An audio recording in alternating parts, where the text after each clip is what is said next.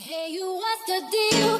Popping up in here, wanna have a good time, just trying to chill. When I couldn't help but notice how you're staring at me. Ooh, baby, you're so fine. You deserve my time, but you're sexy as you're qualified. So, boy, why don't you, baby, why won't you come talk? Hey guys, welcome to my channel. This is your girl Bree, and this is Beautifully Bree. We're here on this channel. We discuss all topics, spirituality, manifestation, and I sprinkle in some lifestyle stuff here. So if you enjoy content like that, go ahead and subscribe to my channel and like this video. I also have a separate YouTube channel that I do tarot readings on. I do all kinds of pick a card readings and everything centered around shadow work, love, whatever you name it, pretty much whatever I feel like doing or feel called to do. So if you're interested or like tarot readings, go ahead and subscribe to my other YouTube channel, The Goddess Bree Tarot. I will link that down below. But we're going to go ahead and hop right into the video. So what are we talking about today? We're talking about stepping into divine feminine goddess energy. And we're going to be discussing what divine feminine energy is, what does wounded feminine energy look like, and I'm going to be sharing my tips that helped me along my journey to stepping into my divine feminine energy with you guys today in hopes that it will help you. So we're going to hop right into what divine feminine energy, goddess energy is, and I'm going to tell you guys how you can tap into it. So first of all, what is divine feminine energy? It is a very powerful energy that is accessible to everyone to tap in. So this energy includes qualities and characteristics such as being nurturing, being caring, trusting your intuition, being able to speak up for yourself, being able to set boundaries, being assertive when it comes to what it is that you're manifesting or attracting into your life. But also knowing when to receive, knowing when to give. Feminine energy in general is that receiving energy. So when you're in your divine feminine, you reside in your feminine energy, but you also know how to tap into that masculine energy when you need to. And when I say feminine, masculine energy, they all have qualities to them. So feminine energy refers to things such as your creativity, your intuition, your sensuality, your sexuality, your feelings, your imagination, those type of qualities.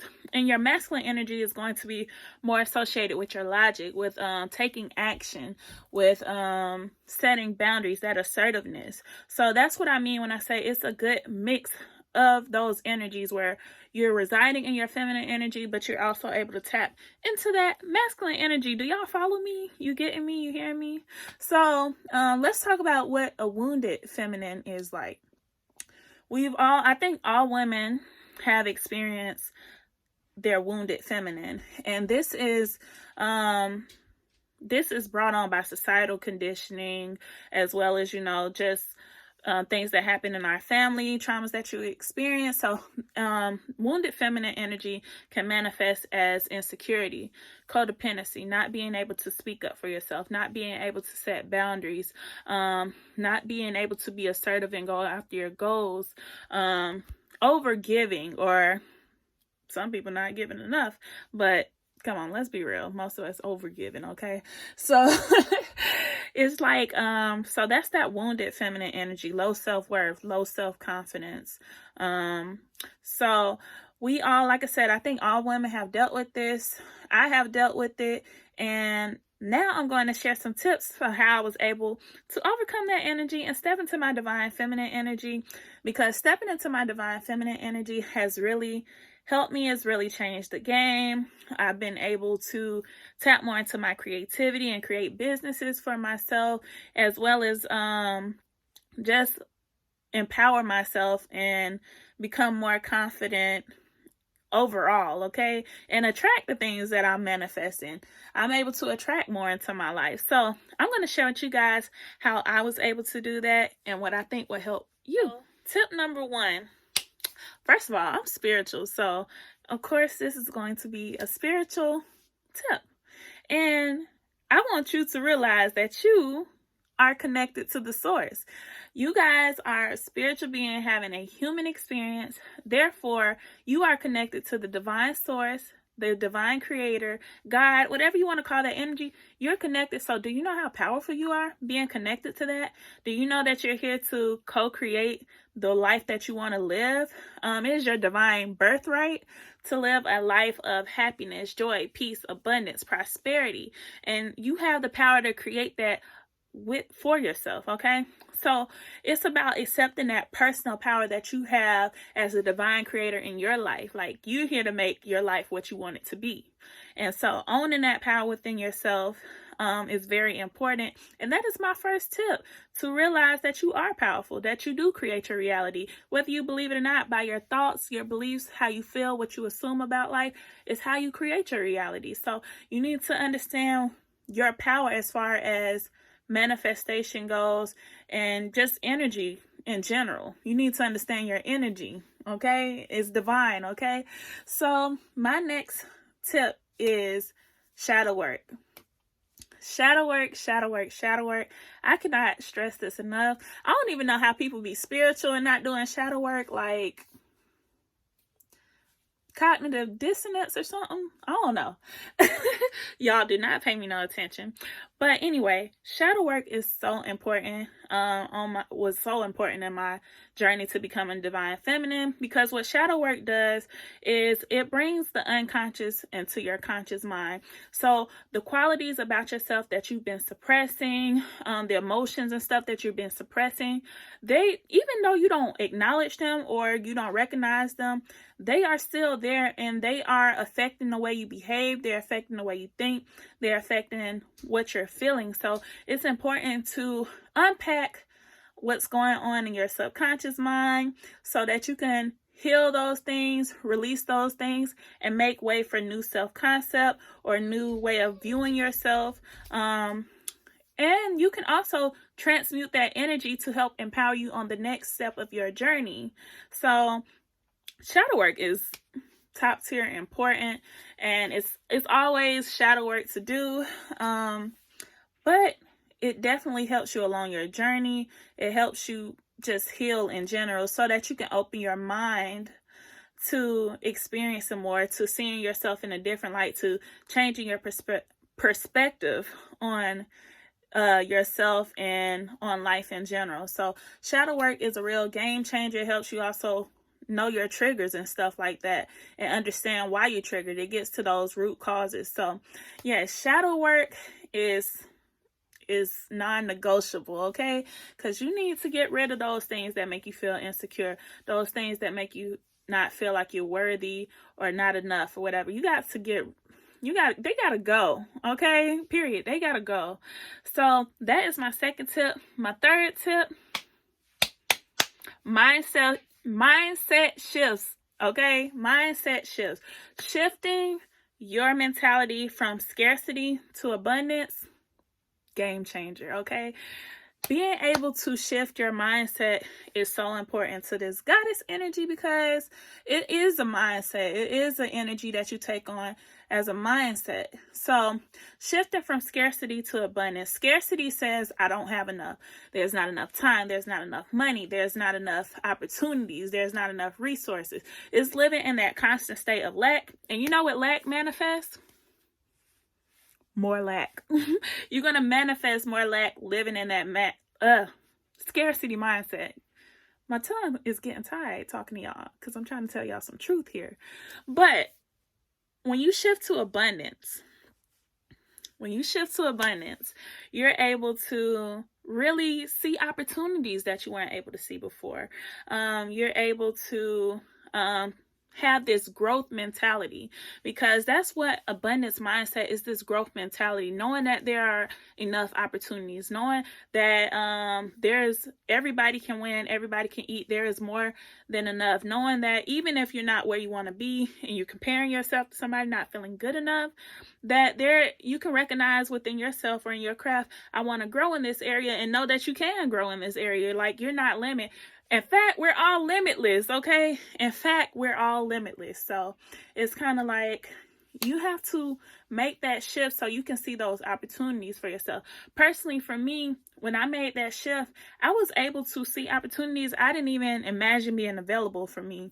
I was able to start my tarot business where I did my tarot readings, and that's something I never imagined for myself. I was also able to get back into my songwriting and singing, so that was really encouraging and empowering for me to move on in my journey. So I feel like that will really help you guys, especially if you want to create wealth in your life. This is a great mentality to adapt, that abundance mindset.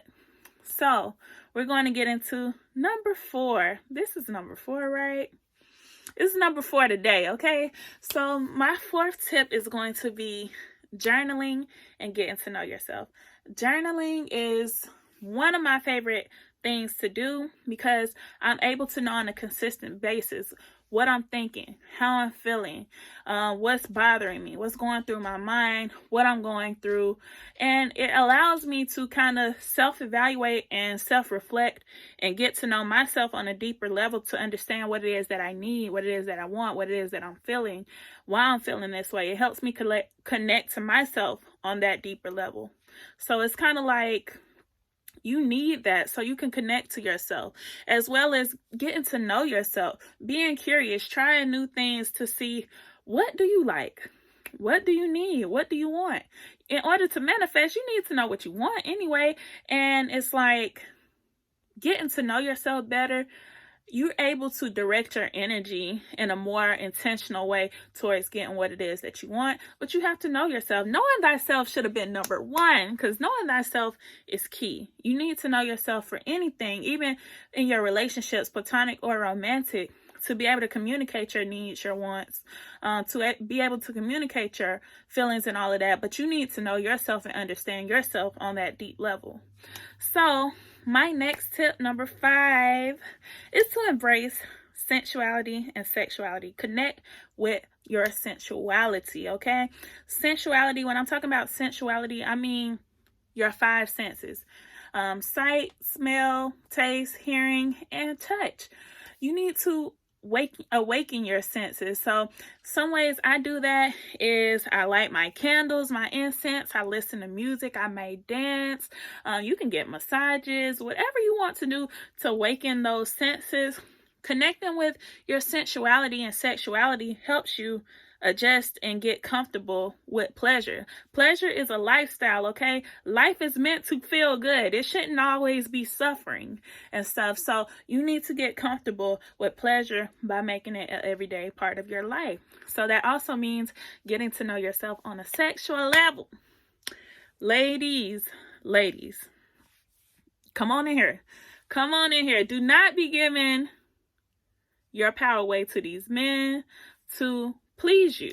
You need to know you are in charge of your pleasure, okay? So I hear a lot about, women where they say the men finished first and they didn't get theirs and all that stuff. And one, you need to drop him because sex is supposed to be an equal exchange. There's no